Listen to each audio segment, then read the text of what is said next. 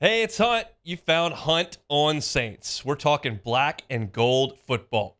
Do us a favor. Hit the like button, share your comments below, and hit that subscription button so you can get all of our content.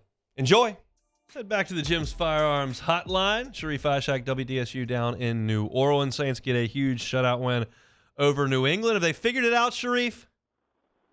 They're back. They're back on. Well, to be honest with you, look, I told you last week they need to show some kind of life and steps in the right direction on offense. They did. They showed a little bit of that. I'm not saying they're completely there. Even Foster Moreau said, hey, we're not going to celebrate this like we kind of phrased what he says, like we won a Super Bowl. And they missed a lot of opportunities, but trending in the right direction. At least that's what they, were hoping for, and they got that in that game against the Patriots. What was the best thing they did offensively? The offensive line. I really like what the offensive line has done each and every week since the start of the season. They were, getting a lot of criticism when they were 2-0, and I feel like since then they have gotten better. Even in the losses, they were better. It's just some of it was on Derek Carr. Like that first sack was on Adam Prentice. Adam Prentice just missed his assignment. Second one was on Derek Carr. But for the most part, the offensive line, they were bashing that defensive line and allowing those running backs to pick up massive of yards, and that's what you want to see from your offensive line. If you can run the ball, they were close to 140, you can throw the ball. And I thought that, the offensive line, opening up the holes for AK and Kendre Miller really helped Derek Carr get the ball down the field a little bit. How do we think Derek Carr's health is? He's not going to tell us, but how do we think it is right now?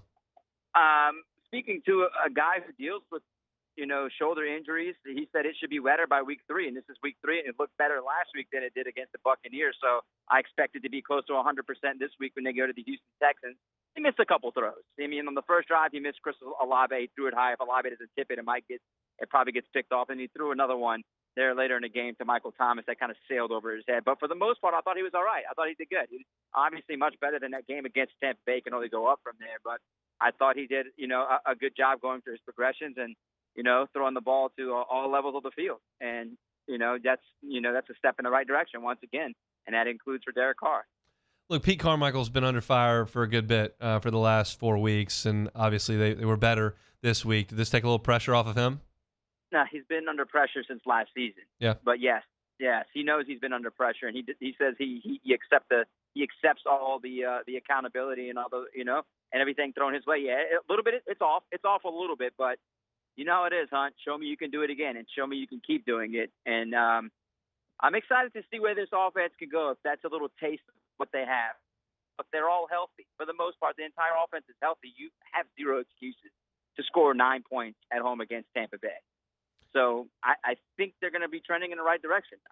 I hope they prove me wrong and they just go backwards. But I think that was a sign of life there that they needed.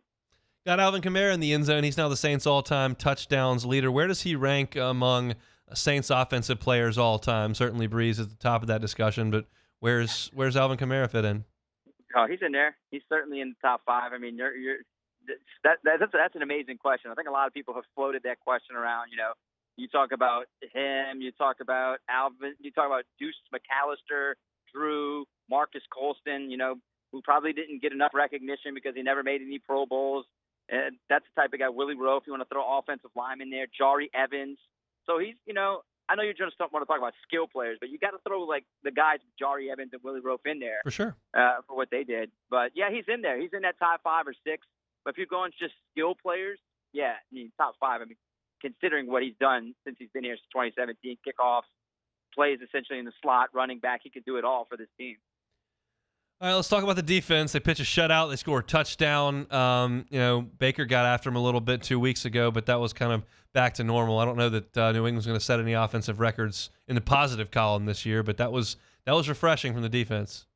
Look, you take advantage of a guy who's not really good at being a quarterback in the NFL. He was pretty good at Alabama, not good at being a quarterback in this system. He just does not look comfortable. Looks like a guy who's lost, honestly. And the Saints made sure they didn't give him any kind of opportunity to do anything. They just absolutely got after him. That was a thing that, once again, the offensive line was good, the defensive line was good. You get pressure at a quarterback like that who's struggling and his confidence is beat up, he's going to throw some very bad passes.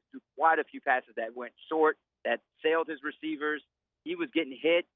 Maybe only had 2 sacks, but look, that first pick six was because Carl Granderson got back and hit him. And they've got back there quite a few times in that game to create some of those errant throws. And that's what the defensive line needs to do in order to help that secondary. They have to get after the quarterback, especially the quarterbacks they're playing this season. None of them should scare you. None of them are that good.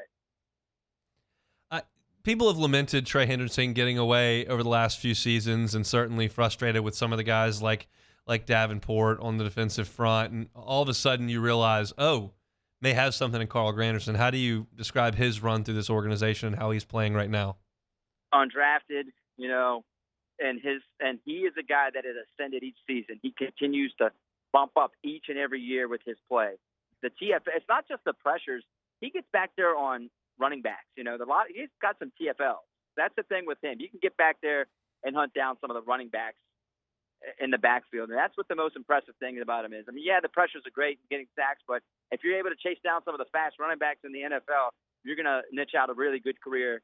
And the $52 million that they gave him looks brilliant right now because it could be worth more if he continues playing at this level. No doubt about it. So let's move forward to Houston. They'll be on the road for the second week in a row. C.J. Stroud playing pretty well. Houston, who we thought would be maybe one of the worst 5 teams in the league, has been competitive. What do you make of the Texans? D'Amico has done fabulous. D'Amico Ryans has done a fabulous job. The defense, that's what he's known for. He's known for his defensive, coaching skills, and the defense plays really well. And that's going to be the test for the Saints. Can they somehow, you're not going to score 34 points again like that and have a shutout. Can they have a sustainable offense? Can they push the ball down the field after running it? Can they do that against D'Amico Ryans' offense? And they got to find a defense. Can they find a way to make C.J. Stroud make some mistakes? He's done a good job. I think he threw an interception for the first time against the Falcons. That might have been his first interception of the season.